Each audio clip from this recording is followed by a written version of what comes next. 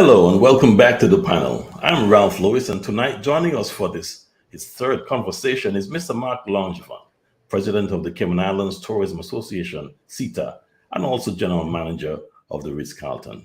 Before we begin, I will read the Premier's message concerning Russia's invasion of Ukraine. Quote, "It is with dismay and a heavy heart that I watched the news reports on BBC this morning of Russia's military operation in Ukraine earlier today. War carries a tremendous humanitarian cost and is usually the worst possible action and least effective option. It is unacceptable that lives of soldiers and civilians have already been lost as a result of this invasion. Additionally, this war presents a threat to the global economy, which is already reeling from its attempts to recover from COVID-19 pandemic.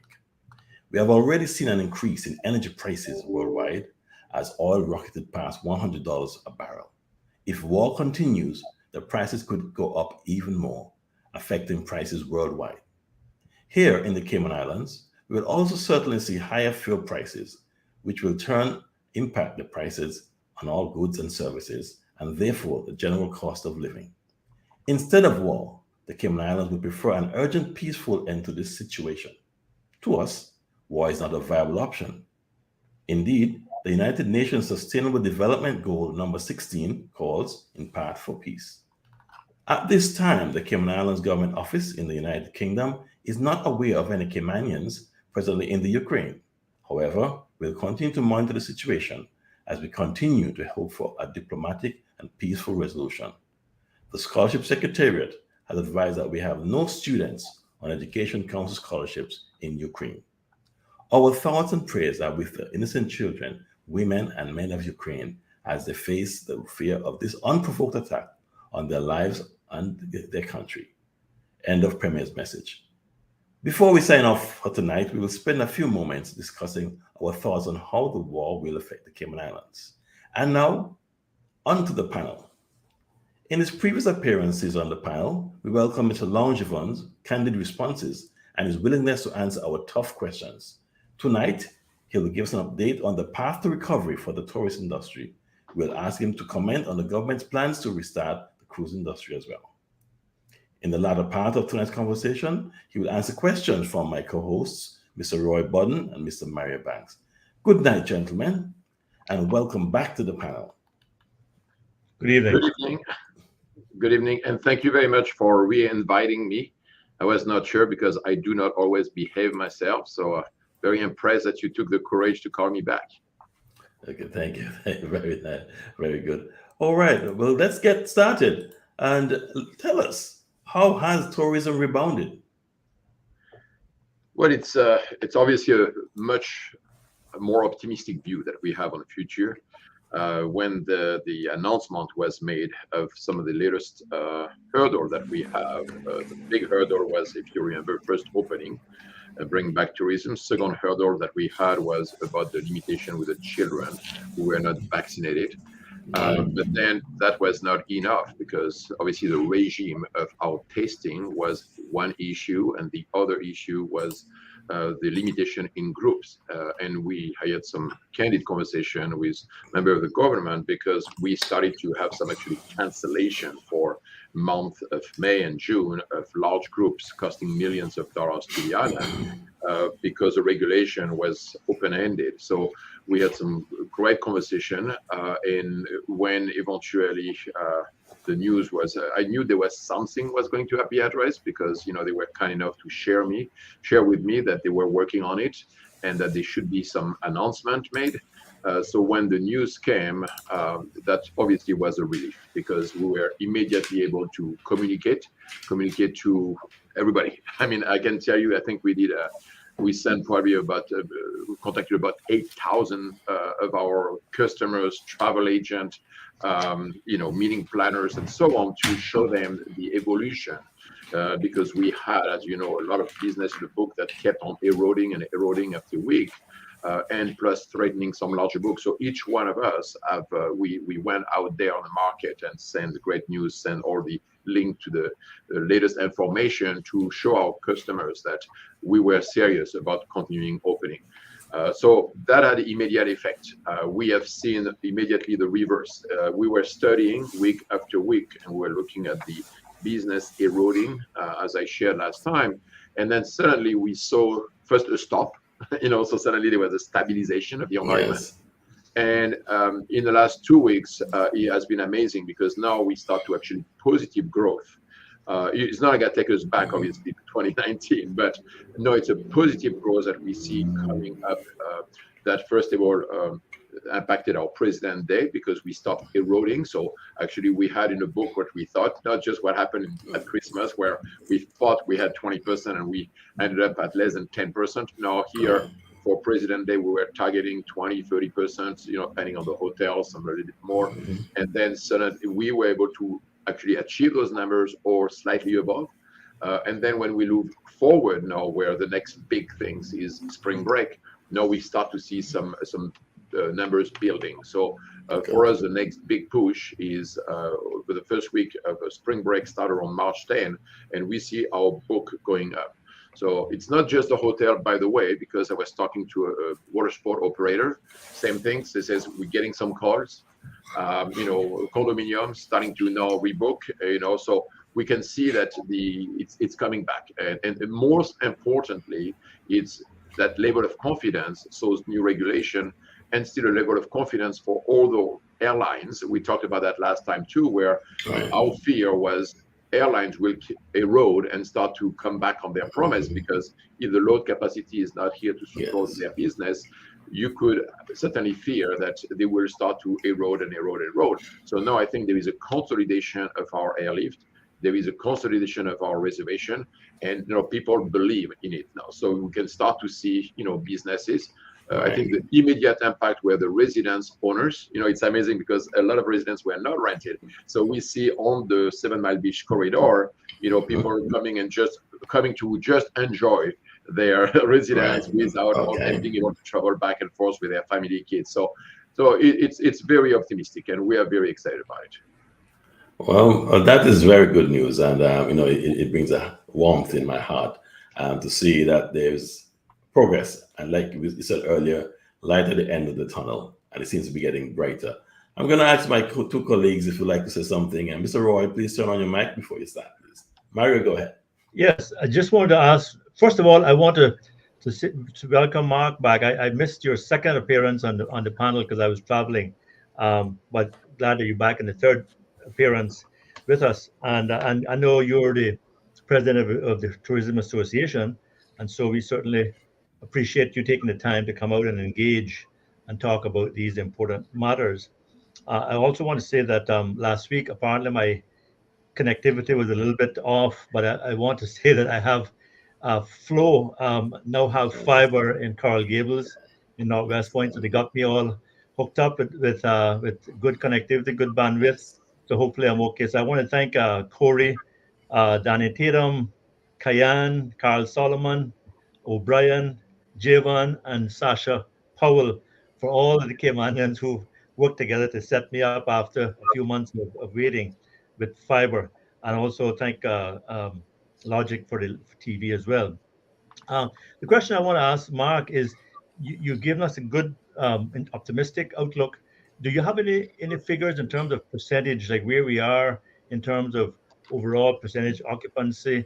What kind of forecast would you have for the remainder of the high season for Cayman occupancy, in general? So I have those numbers every week. Actually, every 2 weeks we call each other with all the big hotels and condominium, and actually look every week how our forecast evolve. So right now, as I indicated, depending on the hotels, not everybody is at the same level. Some were at 20%, 30%, 40% for President's Day. Now, there is going to be a little dip, starting next week and the first week of March, because we're still not into the spring break. But so it's going to be back a little bit softer, around the 15, 20% for most hotels. And then pushing back on that week of March, the 10th to the 20th, again, back to that 30, 40, 50%. Again, right now, we are picking up a lot of reservation every day. And fortunately, and that maybe we will talk about that later, for some, we actually have to block certain dates because we don't have enough employees currently to be able to support the growth. So some people have not achieved that growth yet. Some other hotels have achieved that level where we are behind, and not enough staff to be able to support our organization. So that trend at that 40-50% will continue. April, the big week of Passover, Easter is, also nice and healthy already.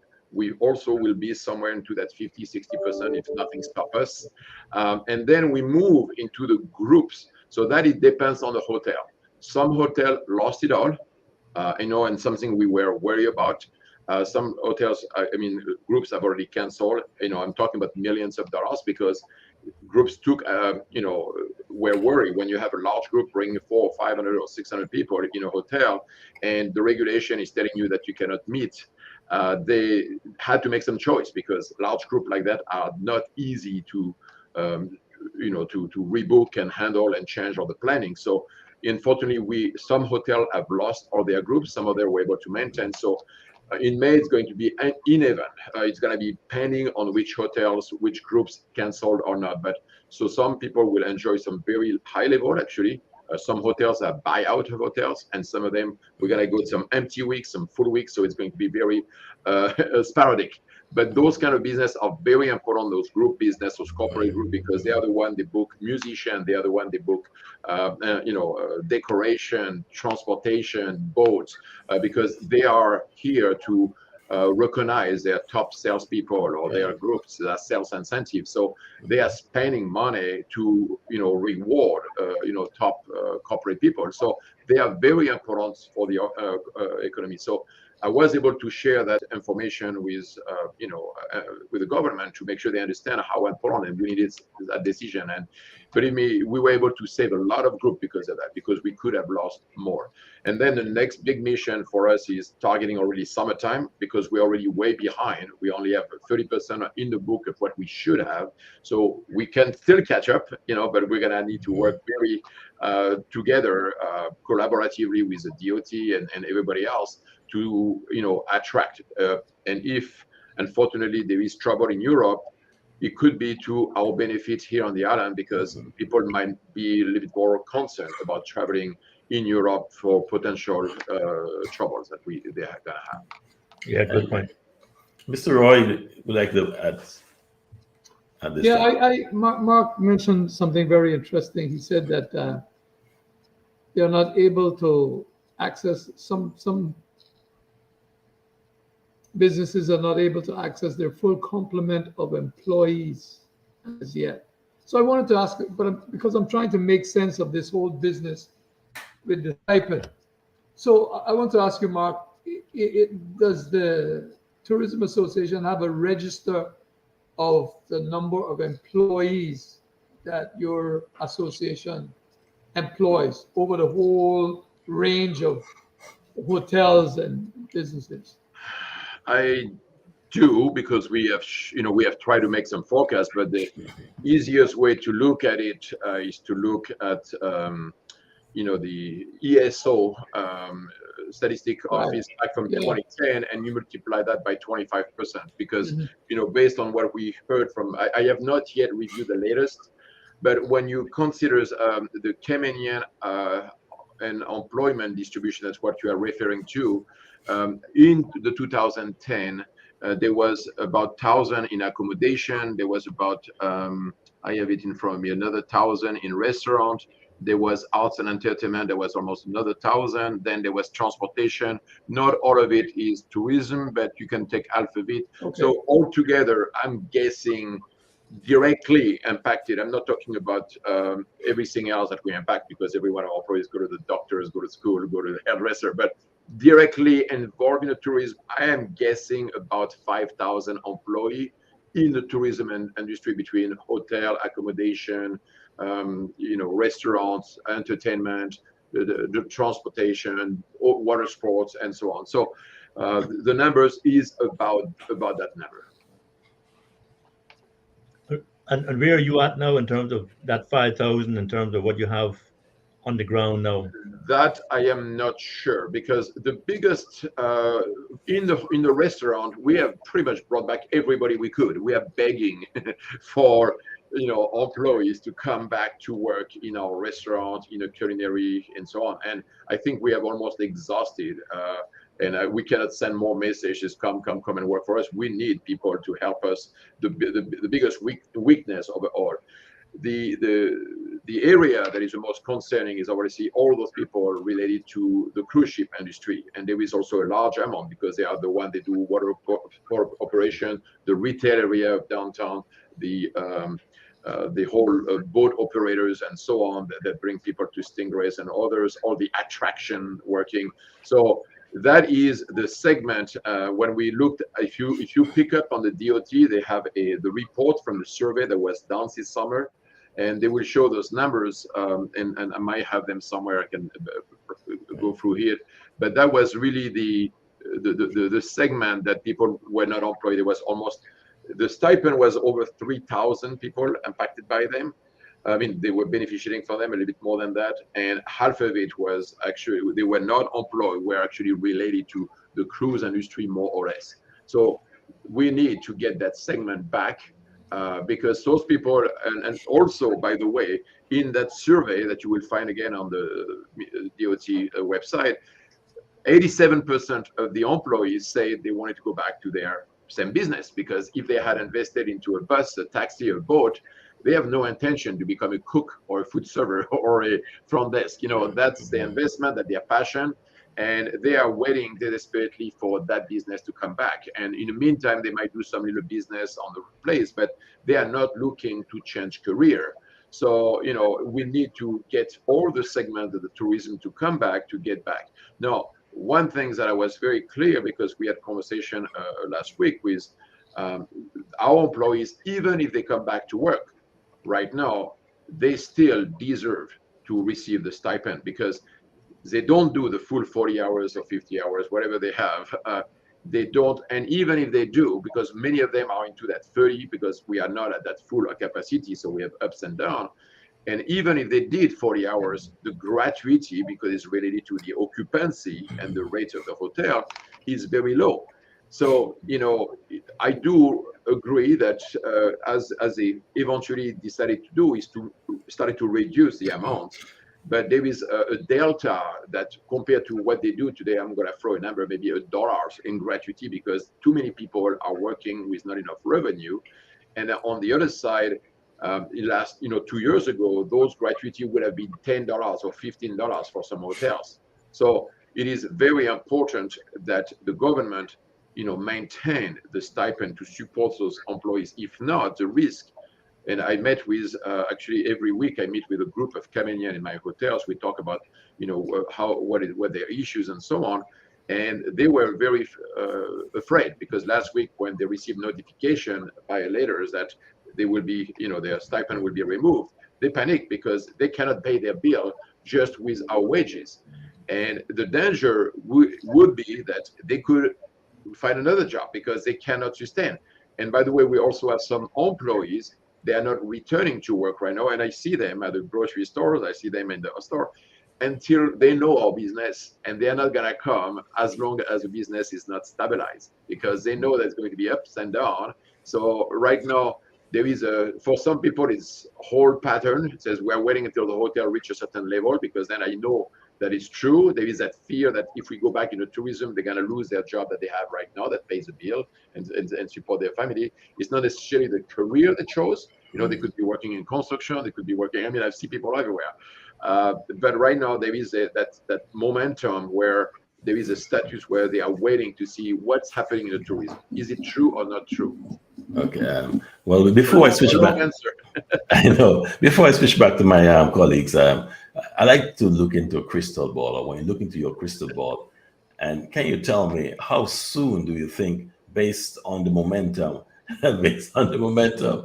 can we get back to that point? You mentioned that the business activity is not where it should be, and so therefore, they need to probably get some form of stipend to fill that gap.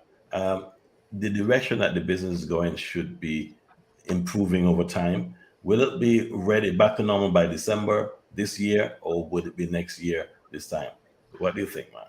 Well, the problem number one we have right now is because where our employees are making the most money is between December 15 and April 15. That is where they make the big pack of their money, and then they have enough money, just like a, how do you call those animals they take in the winter, and then they survive the summer. So usually they make their maximum money during that first quarter. That's really where they, and then, summertime, obviously gratuities is a little bit lesser. It's probably half of what it is in the winter.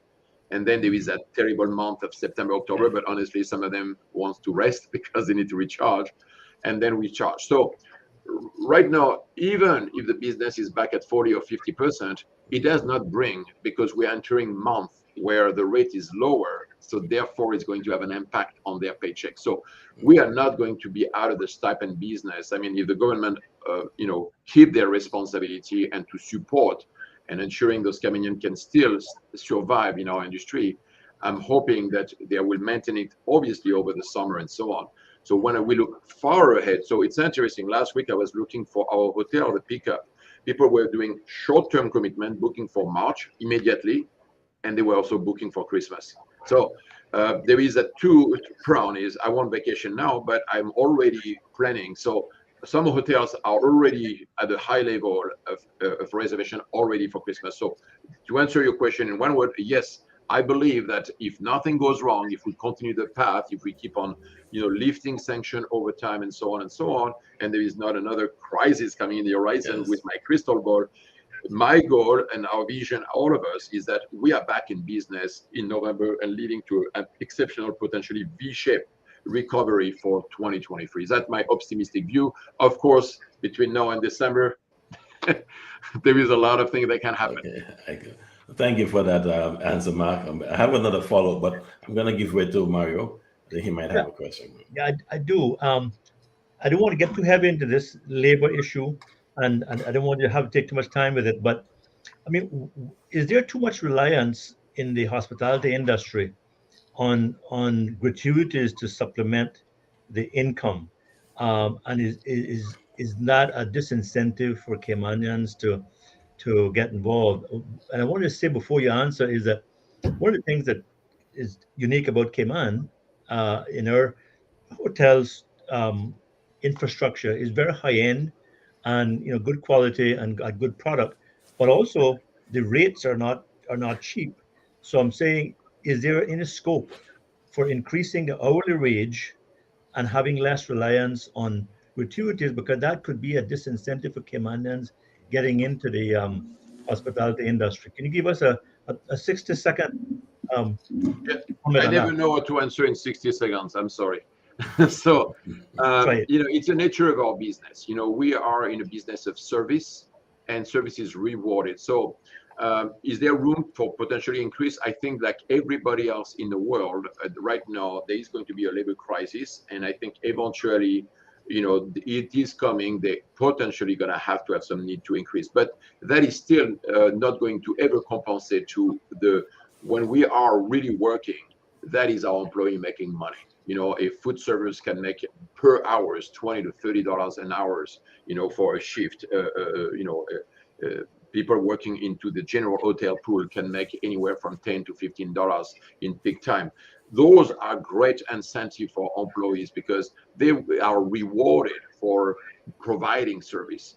And that is for us, we are working together. The hotel is successful, the employees is successful. And that is really what creates, a synergy together, because we are working for the same goal. The employees understand that the better they service the customers, the higher we can charge the rate. The higher we charge the rate, the more money they have in the pocket. So it is not everybody like that. It's like, some people work in real estate. They don't make a deal every day, but when they sell that $5 million house, they are happy, so it is a different business. It is not the business that some people don't like it. Some people like to have a schedule that is clear, 9 to 5, Monday through Friday, holidays, off, and having a clear banking account every week. It is not our business. Our business is obviously we work all the time. Our shift can be working on Saturdays, Sunday, on Christmas, on every holiday.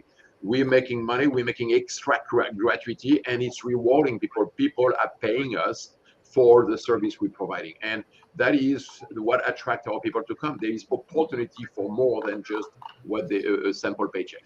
So it's a choice. It's a choice in life. Not everybody likes it, but thankfully we find a lot of people that like it too.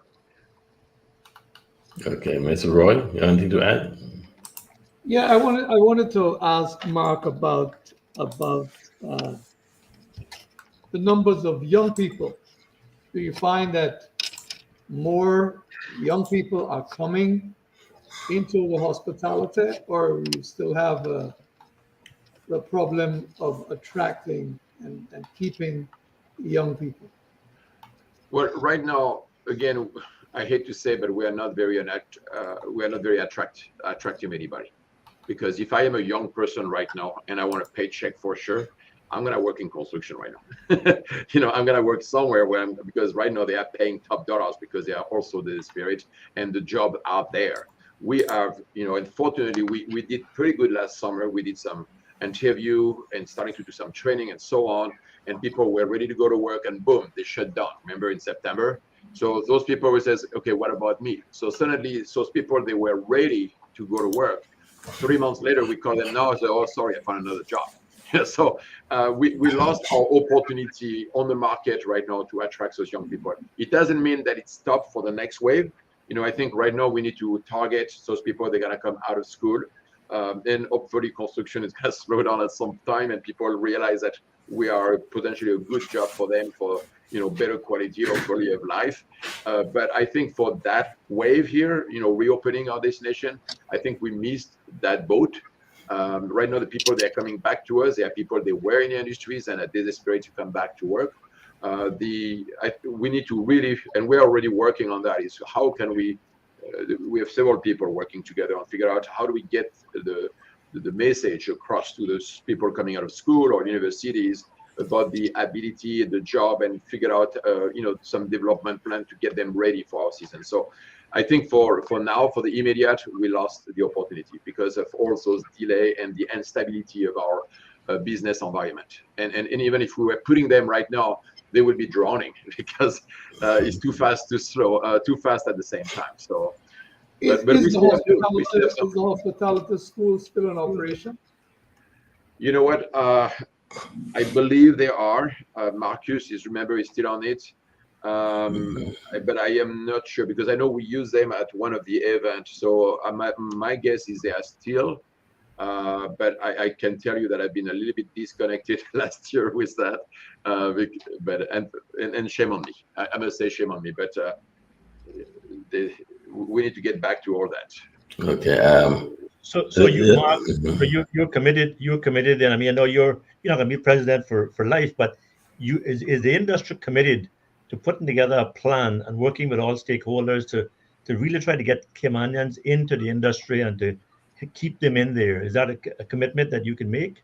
Well, that commitment, we always had it. It's not a new commitment. I mean, I can give you the list. That's a full page of things we do to commit every year. We do different things, different programs for different levels. So we take sometimes the little kids, show them around the resort because they've never seen it. We do classes on etiquette of service. We go in the school. We do after school program. We do internship. So I can give you the list. It's a very long list of things we all do.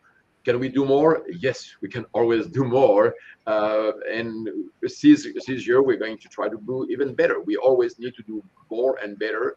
Like for example, lately, I am scheduling every week a different group of Caymanians that have been with us. So 2 weeks ago, it was a group that have been here 2 to 3 years. Today, it was a group of Caymanians that have been with us, 8, 9, 10 years with us. So I'm trying to understand and remember as them how we can get better at incorporating in our business, people, what made them successful, why did they stay, why are they still with us, what do they want to do? So we are all trying to learn more about our success to figure out how can we attract more. But right now, I must tell you, again, it's very hard to attract people today because we are not at our best. Yeah. We are limping still. Okay. And in just a few minutes, I have a few questions on that point. I'm going to ask you a question at the end. And the question is, so you can think about it. what percentage of the workforce in the tourism industry are Caymanians, what percentage are expats? But before you answer that question, you made a few points that, you have to be attractive enough for the Caymanians to want those jobs. And right now, the industry is making its way back to where it was before. And so it is not that attractive now, and they've constructed it more attractive.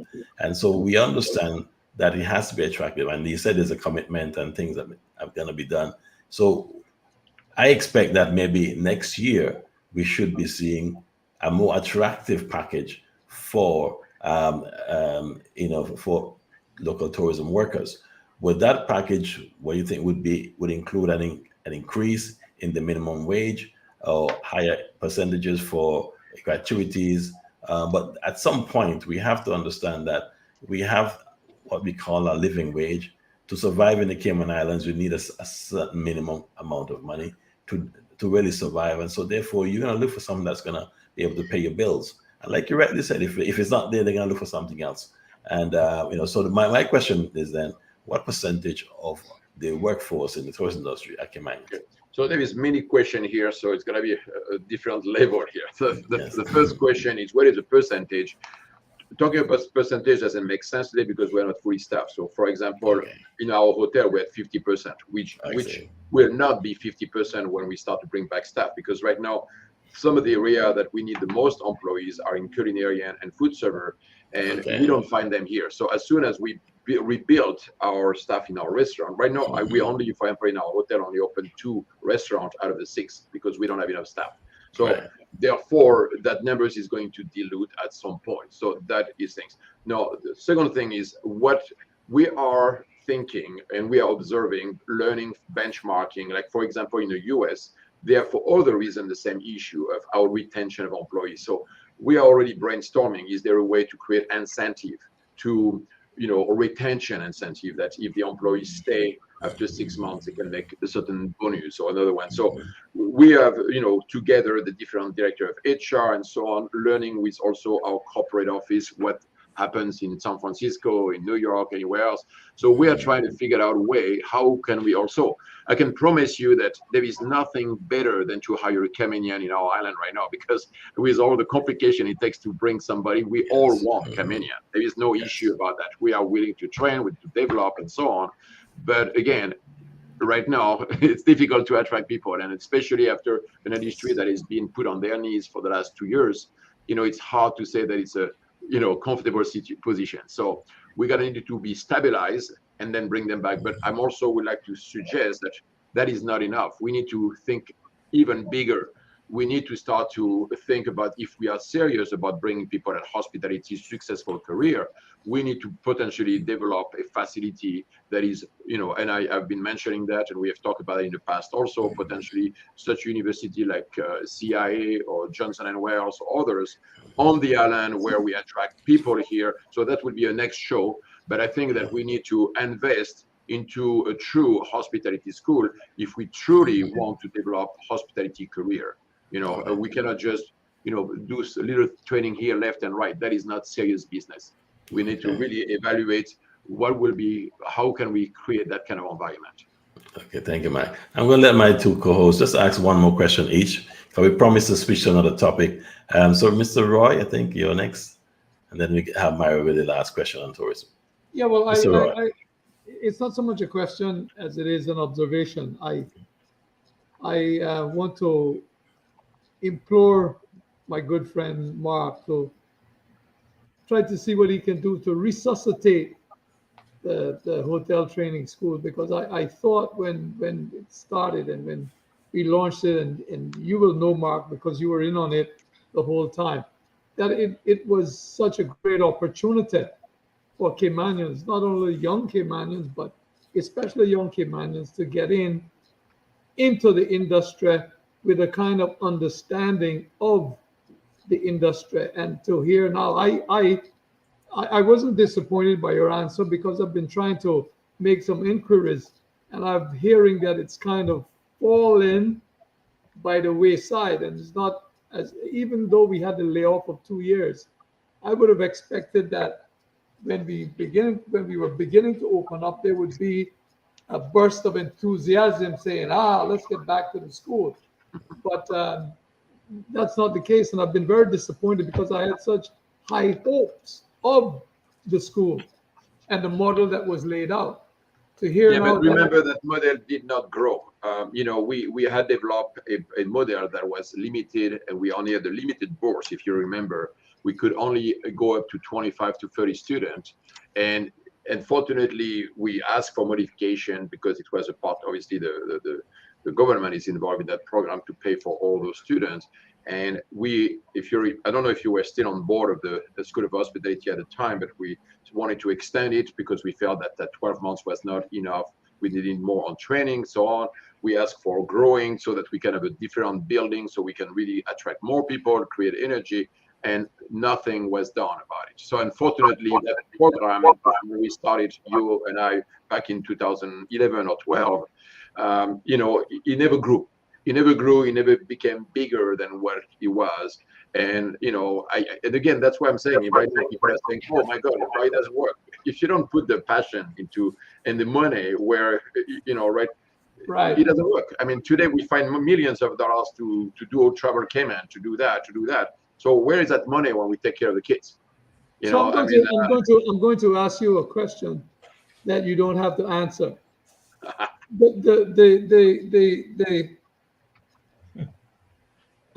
The lack of growth, was that a political decision? Because was that for lack of political support and political will? You asked me not to answer, so I've been quiet. No, I mean, I cannot answer. All right. The problem, it was just small. It was a small band-aid to a bigger problem. If we need thousands of workers, in our industries, and the island is not producing those workers because that facility was a little band-aid. It worked for some. So I have some good example, by the way. I have a few of those students from the past cohort. They are very successful. I have one of them, I was talking to him last week. He's currently still working for us on recreation department. And now he's found a passion for culinary. So actually, I'm very proud of him that he says, you know what? Now I found my passion. He discovered through the School of Hospitality. He developed, he showed, and demonstrated his commitment, his etiquette, and his character. And now he's telling me, I want to go back to school to learn culinary. And I say, bravo. I'm going to lose an employee, but I'm happy because he's going back to school to learn the trade, and he's going to come back to me. Hopefully, I will still be. I was talking to him this morning. I says, I hope you're still going to come and help us on the weekend because I need you. But he's going to come. He's going to come back to us fully trained.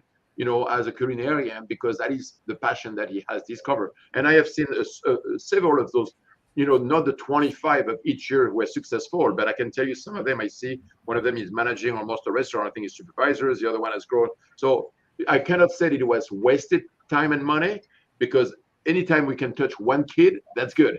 And we were putting them in position in our hotel where they discover an industry with a lot of different facets, opportunity. And he started in recreation, and guess what? No, he found his passion in food and beverage. And the next guy would start in food and beverage and end up in HR or in engineering, whatever it is.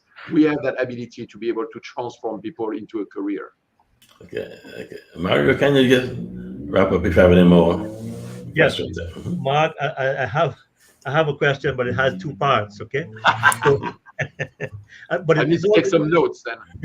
But it's all to do with the tourism product, right? So, cruise ships. Do you think that there should be a limit in terms of daily cruise ships? How many cruise ships per day? And also, is there a formula that we can find to balance the cruise ship versus stay over numbers on the island? So that's the first part of the question. The second part, dealing with product also, is that in your hotel, this doesn't apply to your hotel at Ritz because you've done fairly well with that development, but you think there should be a minimum setback of buildings from the high water mark where you cannot build nearer to the water than say 100 feet. Okay, well, on the second question, I'm going to give up because I'm not in development, and I don't know enough about that. So I don't want to answer something that I don't know. But yes, we always have to be cognizant about protecting our number one asset, which is a beach. So I am not going to comment more than that, but clearly we always have to learn.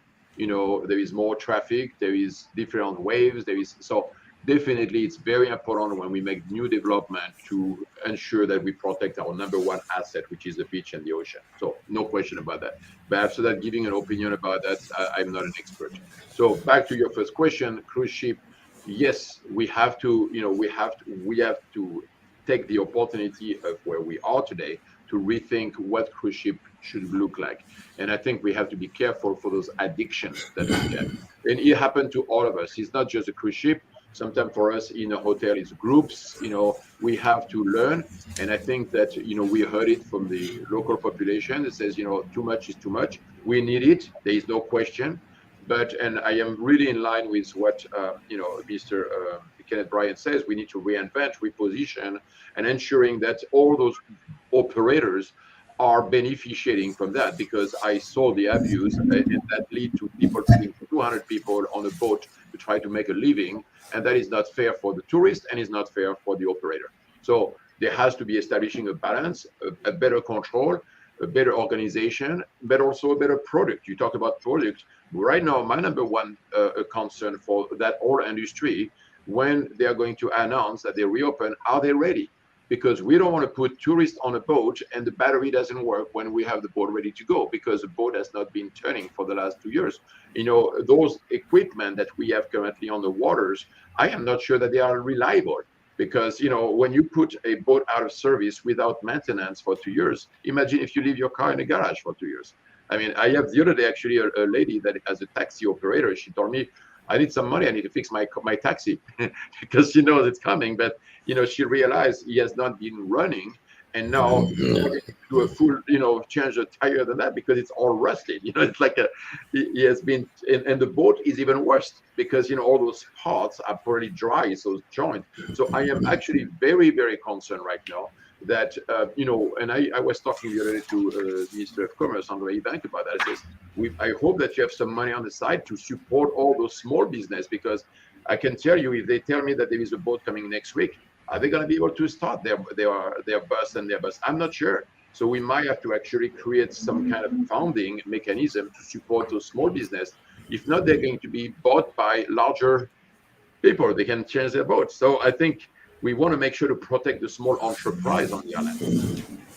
You said, I have a follow-up though. You said that there's a boat coming next week. You mean a cruise ship? No, I say if there was a boat. I don't have anything, but we know that there is supposed to be an announcement, and I'm waiting. We are all planning and waiting for what is the announcement. We don't know. We have no communication. We don't know if it's a boat that's coming this year or next year. But everybody is from the last week press conference. Minister of Tourism announced that an announcement will be made this week, and there will be good news for people they work with the cruise ship. So we are waiting to hear what it is, so that we can prepare ourselves. I mean, all those operators, they need to renew their license, they need to renew their insurance, they need to hire people, they need to change their batteries, they need to clean their things. So everybody is kind of anxious to know what the news is going to be, because it takes time to do all that. So we are very excited about that, because a lot of our members at CETA are part of that pool of small entrepreneurs. I think we have probably more than half of our membership is around that business. And so it's hundreds of members who are waiting for cruise ship to come back. And there is 1,500 employees. They are working in the cruise ship related industry. Yes, just one more question on that before we switch our gears. In the past, I've heard that cruise ship visitors actually become overnight stayers, and so having cruise ships visit the Cayman Islands can actually help to promote the overnight business. And have you seen situations where that has happened, where cruise ship passengers have actually returned to stay in the hotels? Yeah, I mean, there is no question that not all, but there is a portion, and I cannot give you a percentage. But I know, for example, travel agents use cruise ship to go from island to island to do site visit, because it's a very convenient way to do it, better than a plane. You go on a cruise ship, you rest, You go to an island, you go see 1, 2, 3, 4 hotels. Even meeting planners do that. You go to the next island, you do the same thing. So you go back to your office, you have the pictures, you see what it is, because they are responsible to sell the product. They want to make sure they sell their customers the right product. So I know a lot of travel agents do that. Other observation that I can say that really happened is I walk in a hallway of the hotel, and I ask, is that your first time in Cayman? And it says, oh no, we were on a cruise ship. So that means that they did come, they did a window shopping, they look, they liked it, they come back. So not everybody, but there is a percentage that is using cruise ship to kind of realize, and then they come back to the island that they like. Okay, thanks. But can I also say very briefly that if the cruise ship passengers have a good experience on the island and not have tremendous crowding and traffic and Stingray City jam packed, then they will likely come back. But if they have a bad experience, then they're not going to convert from cruise to stay over. I mean, I know when Pilar Bush was the director of tourism and Lana Rittenhouse, I think they had this program to convert. And I think we need to do some more of that, but they have to have a good experience. So I leave it but there. we also need to improve the product. As when I talk product, is the experience, because we should not just automatically assume that everybody wants to go to the beach, get sunburn, or go to Stingray and see those beautiful things. There are other experiences that we are not, that our cruise ship will die because they go from island. You have to realize some people are on the cruise ship all the time. Okay, they have done that, and why don't we organize a trip where you go to, I don't know, to the yacht club or whatever it is. You take a boat, you go to Rum Point, you take a bus, you go see Crystal Harbors, see a different facet of the island, because it's a different facet of Cayman Island. Or, go to the trail, because creates those experience. I did one cruise in my life. I'm guilty, in Alaska. And I made sure that at every stops, I did something special, not just to go shopping downtown. I took a motorcycle here, I took an helicopter here. I did, I wanted to experience something more than just, let's take a bus to the beach, lay down, and come back. Some people are, again, not everybody, but we are not selling our product the way it should be. So, we are downplaying what we have on the island. We just say, oh, let's go to the beach, or let's go to Turtle Farm, or let's go to Stingray City. There is more. Some people are interested about arts. Let's bring them to San Pedro Castle, and let's do a lesson of painting. People are looking for experiences, not just let's go in the same bus together. That is a fake. That is not, I believe, what we want from our cruise ship. Okay. Well, Mark, I really appreciate the good news that you brought. We got so many more questions, and I'm going to have to invite you back again sometime, because I have a big question. I didn't want to bring it up tonight because it would take us in a different direction. But you mentioned about products. Do you think it's time the tourism product be reinvented, or should there be additions to the tourism product, such as gaming, to attract more tourists? I know that's a tough question, but it's something that we don't have to and re-invite me for that one, because you open a can of worm here, and we're gonna think about. Well, Mark, what I was interested in is hearing your opinion on developing some ecotourism, because I think that we have a great scope for that. That's a whole area that is untouched. Yeah, and for us at the Ritz-Carlton, we're the ambassador of the environment, with Jean-Michel Cousteau, and that's a very, very popular program. I mean, we're taking people on kayak in the mangrove, make them discover the ecosystems and so on. People love that, because they go on vacation, they leave their kids, or they go with their kids. Actually, we thought it was a kids program, but adults go with them, and group goes with that too. And they want to learn something when they go something. They want to learn about art. They want to learn about ecosystem. They want to go snorkeling. They want to look what they're looking. So there is no question we are not promoting our product all the times the way it could. There is more in our product than just a beautiful 7 Mile beach. I appreciate that. Well, we promised to thank you very much, Mark, for all that information. We promised to talk about the big news of the day, which is the Russian invasion in Ukraine. And we're going to spend a few minutes and just discussing before we wrap up tonight. You're welcome to sit with us and have the discussion if you want, Mark. But then, so again, I'm going to step out of that conversation, because I'm not a politician. The only thing that I can tell you from my point of view, how you reach me, I was sharing that with you, is we do have employees on the island. They are from Ukraine, or they are from Russia. looking at each other. I know it's a tough time for all of Yes. them, and my thought with those people. We have a beautiful diversity of employee here, and every time there is any kind of crisis in the world, it doesn't matter if it's a hurricane, if it's an earthquake, a tsunami, Yes. we always have to look for the people that are around us and show them our support during those moments. That is the only opinion I'm going to say is like, Okay. yes, there is a big things happening over there, but in our home, our neighbors might be suffering because a friend or a family member is caught in that war. Okay. And our prayers are with them. Thank you, Mark. Have a pleasant evening, and we'll see you next time. Thank Mark, you for inviting me. Mark, Okay. before you leave us, though, Mark, on that question about the Russians and Ukrainians on the island, I mean, I didn't realize that was the case. I know that there's some from Ukraine, but I wonder if there's any scope for the industry to get those people together just to make sure that that there's understanding, there's no conflict, there's no issues around. We have that in the past with unfortunately other conflict in the world, and I can tell you that our employees are supportive. I have seen some beautiful things. I wish the world would copy what's happening in Grand Cayman, because in Grand Cayman we have over 100 different nationalities living at Yes. peace. And I have, except during the football game when people are fighting for who is going to be the champion, for those serious issue, I can promise you that it doesn't matter which side of the border. I have seen some beautiful story where people are embracing each other and supporting each other. Yes. Okay. So, Very good. Thank all you. right, Thank cheers, you. my friend. Thank you. Good night. Okay. Thank you, Mark. All right. Yes, well, today was a very tough day for many people around the world. And we here at home are not blind to this. And we know that it will have some impact. And, gentlemen, just to spend a couple minutes, we've already read the Premier's message, which was very good, I think. And so, therefore, we can let's discuss how it will impact the Cayman Islands. Mary, you want to go first?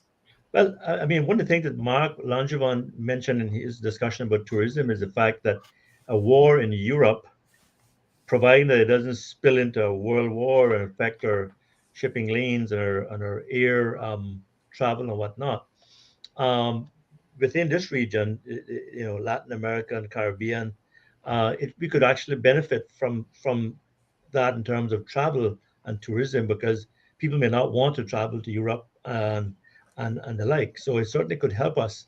So that's a positive thing, not to benefit from somebody else's demise, but it's a positive thing for us. And that's how the world works.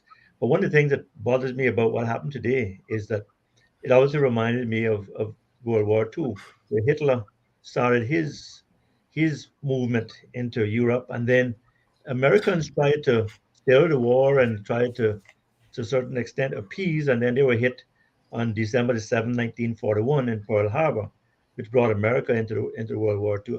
I just hope that this thing is resolved, as the Premier's message mentioned, and it doesn't bleed into, pardon the pun, bleed, but doesn't expand into the Western Europe and Yes. the rest of the world. Yes.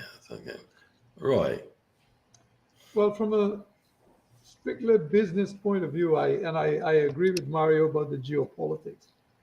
But from a strictly business point of view, it is an acknowledged fact that London has a lot of Russian money.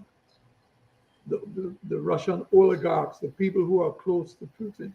As a matter of fact, Boris Johnson has clamped down on them and has brought in certain restrictions. So how I see, if this theater, even if it remains just in Europe, it's going to affect us, because if it is a prolonged and protracted war, it is definitely going to attract the money flow. It's going to affect the money flow. That's number one. Second thing is the price of oil already gone up. It's the highest it has been in 7 years, and it is expected to go higher. So we are going to have higher energy costs, although we don't get our petroleum products from Russia.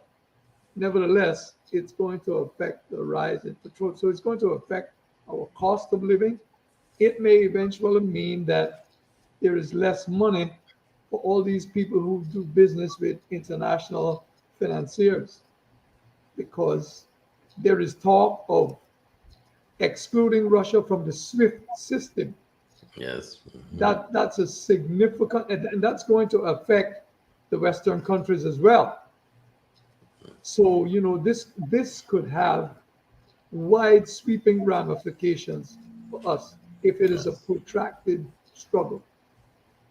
Yes, and I agree with both of your gentlemen points as well. And I encourage people here in the Cayman Islands and the Caribbean to pay attention to what's going on. Yes, they may be very far away, but we live in a global village now. Yes. And it's like you're down the road. You're not very far. You sit in your house and you watch on TV live. It's like a live movie. What's happening? People are actually going to war. They have reporters on the field when the bombs are actually falling.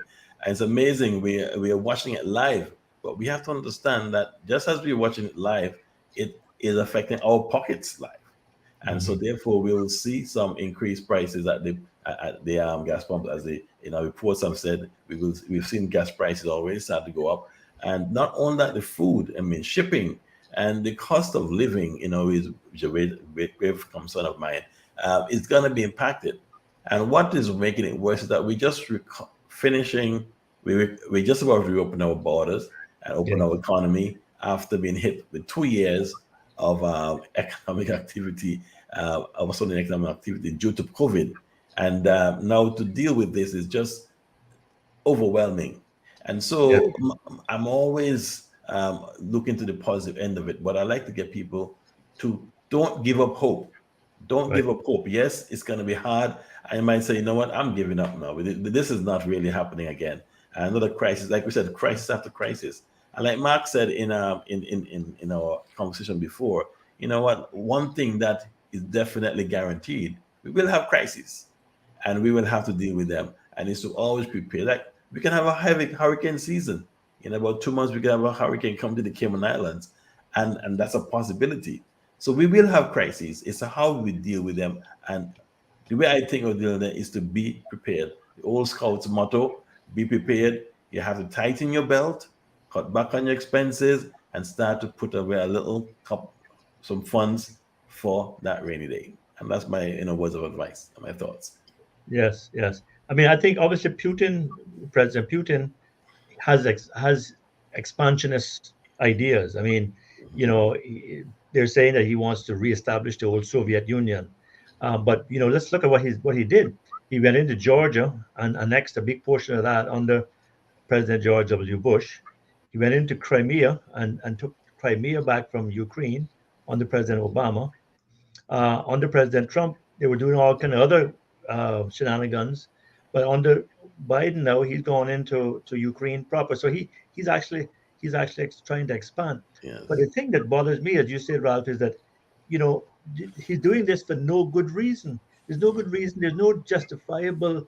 It's an unprovoked attack, and it's going to affect the whole world economy just because of a selfish ambition of this man. A lot of people in his country don't even agree with it. And it's not impossible. It's not impossible, that it eats him up. It's not impossible that it brings his demise. Yes. Because there were protests in about 17 cities in Russia today. Yes. So if his own people rise out against it in the great numbers and they rise up against it, it could be the end of his presidency. Yes. These things have been known to happen. Yes. And if enough Russians are being affected negatively, they can't travel. Yes. They can't have access to their money. They can't have access to all the property they have in London and elsewhere. That won't make them feel pleased towards him for very long. Exactly. But Ralph, what your point about us tightening our belt and being proactive as well, and I agree with what Dr. Roy just mentioned too, but your point, Ralph, about us, I think we now have to rise to the occasion, be extra good service and professionalism to our financial services clients, or tourism visitors, and make sure we pull this thing together, make sure we remain strong, because this is going to impact us for sure. Yes, it will. But we have to pray that none of that Russian money is here. Yeah. Because the European Union and all these people, they're going to trace that stuff and go after it wherever it is. Well, the conversations are already there that the OTs are involved in that circle of cash. So I'm sure that if that's the case, they'll find out very soon where the money That's is. correct. That is There's correct. there was already today SEMA put out lists of, I think, of 5 of those Russian oligarchs that are Yes. involved in those banks. Already they put out those sort of sanction Yes. lists. So Yes. yeah. It's happening. It's happening. Well, gentlemen, we're just about at 9 o'clock. Any closing words, please? Can I go first, Dr. Roy? I just want to say that this has been a good discussion, and I thank you, gentlemen, for continuing to offer me the opportunity to serve on this panel. I just had a question about the parliamentary code of conduct, and I see where it's one of the things that was supposed to be a priority of the government to bring the parliamentary code of conduct in place. I heard the governor speak at Governor Roper speak at the Chamber of Commerce AGM on Monday, and he talked about he's encouraging the parliamentary code of conduct to be brought in. That was a priority of this government. They did the cabinet or the executive code of conduct, but I think we need to have the parliamentary code of conduct. It's something that should be a priority because it's going to bring investor confidence. It's going to be confidence building for our democracy, set the right attitude and image for our young people and future leaders, and establishing the rule of conduct for all and also penalties. We need to have a parliamentary code of conduct for our Cayman Islands Parliament. Thank you, Mario. Dr. Roy?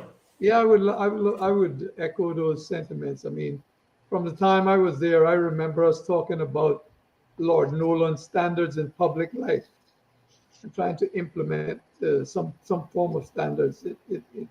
It was unsuccessful then, and it up to this point, it is still not a working legal document, and it should be. Our members of parliament should have standards by which they have to operate in public life. That is why sometimes people express no confidence in them because there is no code by Right. which they operate. You Right. know, so I hope that this time it's successful. One of the, I think that is why I am prone to give the pact an opportunity to prove themselves. I'm not for any political directorate. I came away from politics cynical, so I'm not tied to any particular political directorate. Okay. But I think that this one deserves a chance. Deserves a chance. So I'm prepared. Well, thank you, gentlemen. And before we go, we have good news. I've signed a contract, and in a few weeks, we'll be on the new DMS radio station called Bobo on Thursday nights. So the panel will be on the radio very soon, and in a couple of weeks on Bobo. DMS is Bobo. It's a new station every Thursday night from 8 until 9. So that's happening very Okay, soon. man. Okay, I'm looking forward to you one of these days when you get international syndication. We never give up. We never give up. Well, thank you for joining me. Okay. Congrats, Ralph. Congrats. Well done. Thank you very Yeah. much. What's on for next week? Who's on for next week? We're gonna have a member from I guess from the Department of Commerce's Small Business Center. I think it's Thais. She promised to join us, and she will let us know what the Small Business Center is doing to help small business operators in the Cayman Islands, and that'll be very interesting. So we're looking forward to see that next week, and she'll be here at 8 o'clock. And have a wonderful night, and keep praying for those people in Ukraine. Good night. Okay. Okay. Good night. Thank you, and journeying mercies. Yes. Mario and I will look forward to your report. Yes. Take care. Good night. Good night.